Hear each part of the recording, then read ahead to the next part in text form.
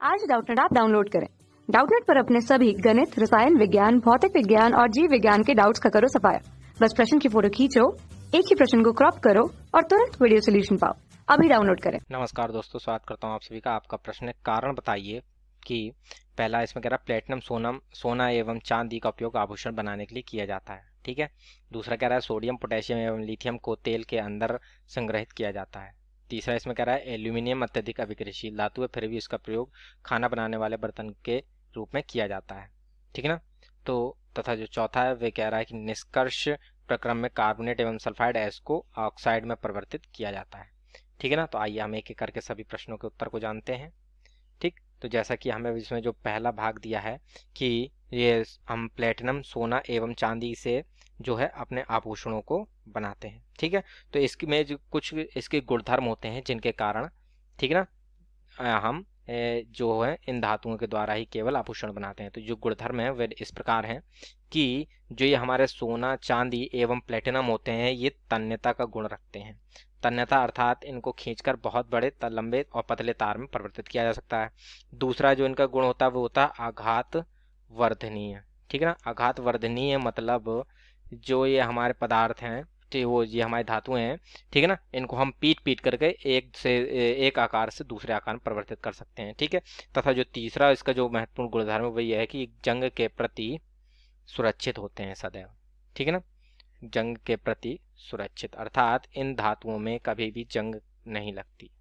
ठीक है ना। तो इस वजह से हम जो है अपने आभूषण है वह इन सोना, प्लेटिनम एवं चांदी का उपयोग के द्वारा करके बनाते हैं। ठीक है ना। तथा जो दूसरा इस प्रश्न में हमसे पूछ रहा है कि सोडियम, पोटेशियम एवं लिथियम के तेल को तेल में ही संग्रहित क्यों किया जाता है। तो चूंकि ये जो हमारे सोडियम, पोटेशियम एवं लिथियम है ये अत्यधिक क्रियाशील धातुएं हैं। ठीक है ना। और ये जैसे ही हवा के संपर्क में आती हैं, ठीक है ना, तो ये उसकी सत्य, ठीक है, तो ये आप इससे मिलकर ऑक्साइड बनाते हैं जो कि जल के संपर्क में आते ही जलने लगते हैं। ठीक है ना। इसलिए इन्हें बचाने के लिए हम तेल में डुबो कर रखते हैं। ठीक। तो इसको लिख लेते हैं कि सोडियम, पोटेशियम, पोटेशियम को अब निर्देशांक के द्वारा प्रदर्शित करते हैं, के से प्रदर्शित करते हैं। ठीक है। तथा जो लिथियम है, ठीक है ना, लिथियम को Li से प्रदर्शित करते हैं। तो सोडियम, पोटेशियम एवं लिथियम अत्यधिक क्रियाशील है, अत्यधिक अभिक्रियाशील है। ठीक है ना, अभिक्रियाशील है। ठीक है ना। तथा ये वातावरण में पाई जाने वाली ऑक्सीजन के साथ मिलकर यह वातावरण में पाई जाने वाली, ठीक है ना, पाई जाने वाली ऑक्सीजन के साथ संयोग करके, ठीक है ना, वातावरण में पाई जाने वाली इस ऑक्सीजन के साथ संयोग करके अपने अपने ऑक्साइड बनाते हैं, अपने अपने ऑक्साइड, ठीक है ना, ऑक्साइड बनाते हैं। ठीक है। तथा जल के संपर्क में आने पर जल जाते हैं। ठीक है ना। तथा जल के संपर्क में आने पर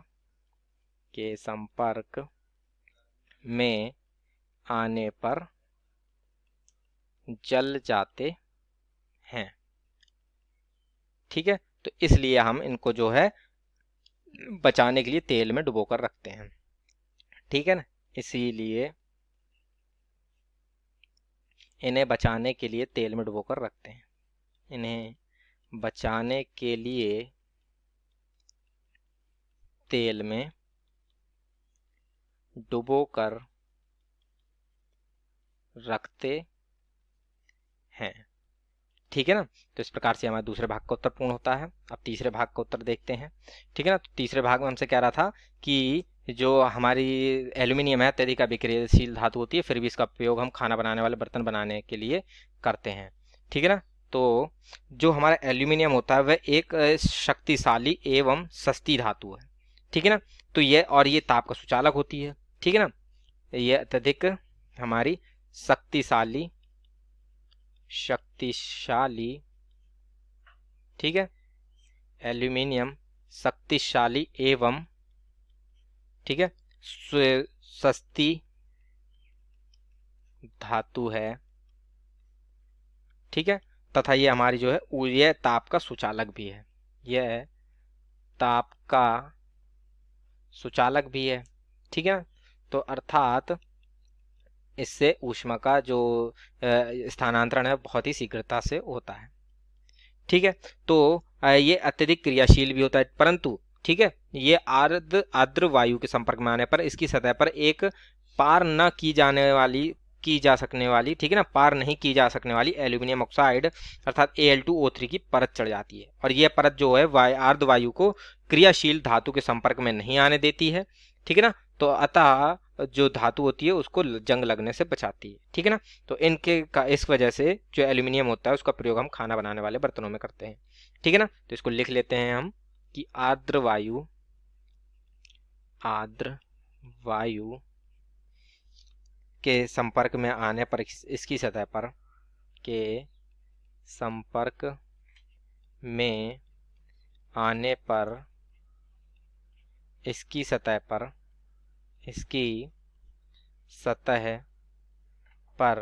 ठीक है ना, पार न की जा सकने वाली,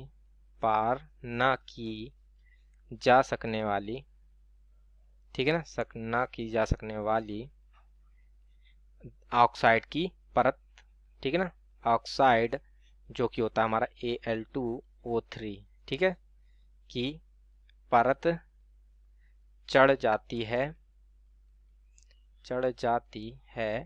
जो इसमें जंग लगने से बचाती है, ठीक है ना, इसे जंग लगने से बचाती है, जंग लगने, ठीक है ना, जंग लगने से बचाती है, ठीक है। तो इस कारण जो है हमारा एल्यूमिनियम होता है इसमें ना ही जंग लगती है, ठीक है, तो जिसके कारण जो हमारे बर्तन हैं वे अत्यधिक साफ और ठीक है, साफ रहते हैं, ठीक है।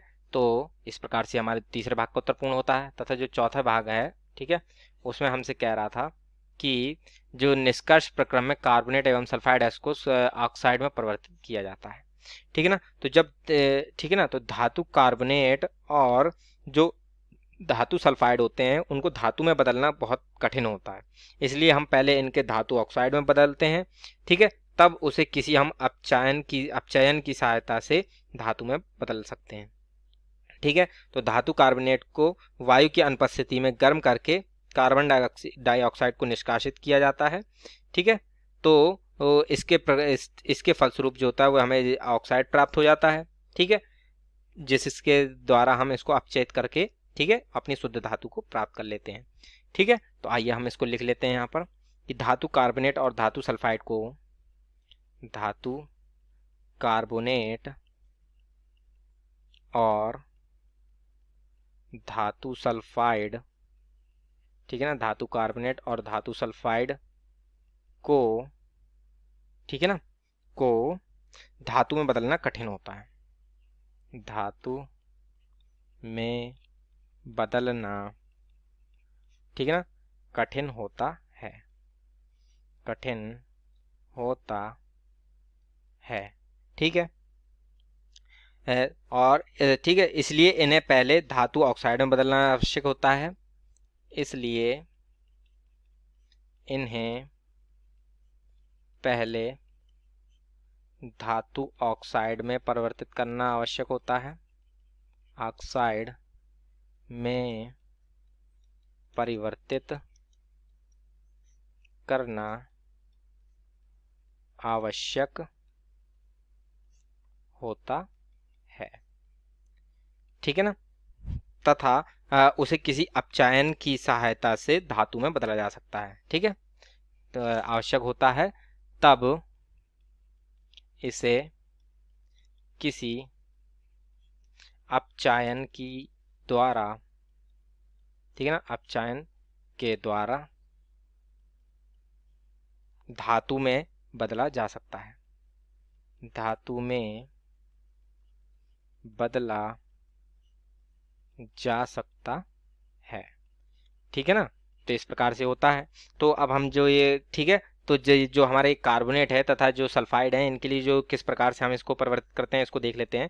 जैसे हमारा ले लेते हैं जिंक कार्बोनेट है, ठीक है। तो जब हम इसको ऊष्मा देते हैं, ठीक है, तो इसके फलस्वरूप ये हमारा जिंक ऑक्साइड में परिवर्तित हो जाता है तथा कार्बन डाइऑक्साइड गैस को निष्कासित करता है, ठीक है। तो इस प्रकार से हो जाता है, ठीक। तथा जो हमारे यहाँ पर जो ठीक है, तथा जो ये हमारे धातु के सल्फाइड होते हैं, ठीक है ना, तो इनको ऑक्सीजन की उपस्थिति में यदि हम गर्म करते हैं तो उससे धातु ऑक्साइड में ये परिवर्तित हो जाते हैं।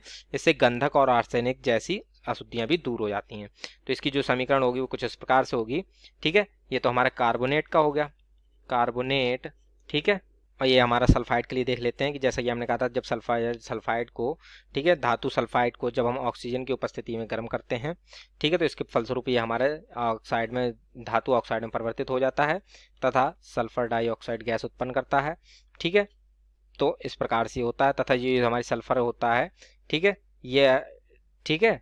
तो ये हमारा इस प्रकार से इससे सल्फर तथा जो आर्सेनिक की अशुद्धियाँ होती हैं वह दूर हो जाती हैं। तो इसको हम संतुलित कर लेते हैं, ठीक है। तो यहाँ पर हमारा Zn, ठीक है, तो यहाँ पर हम 2 से यहाँ गुणा करेंगे, तो 2 से यहाँ पर गुणा कर लेते हैं, ठीक है, तथा 3 O2, ठीक है, और यहाँ पर 2 SO2 हमें प्राप्त होता है, ठीक है ना। तो इस प्रकार से जो हमारी संतुलित समीकरण है वह हमें प्राप्त हो जाती है। तो हमने यहाँ से इस समीकरण के द्वारा भी देख लेते हैं कि जैसे कि हम ये धातु कार्बोनेट पहले उनको धातु ऑक्साइड में परिवर्तित कर लेते हैं, ठीक है, और सल्फाइड को भी हम धातु ऑक्साइड में परिवर्तित करते हैं तथा फिर उनको हम अपचयन के द्वारा, ठीक है, एक हम धातु को प्राप्त कर लेते हैं, ठीक है ना। तो इस प्रकार से हमारे प्रश्न का उत्तर पूर्ण होता है। आशा करता हूँ आप सभी को उत्तर समझ में आया होगा। धन्यवाद।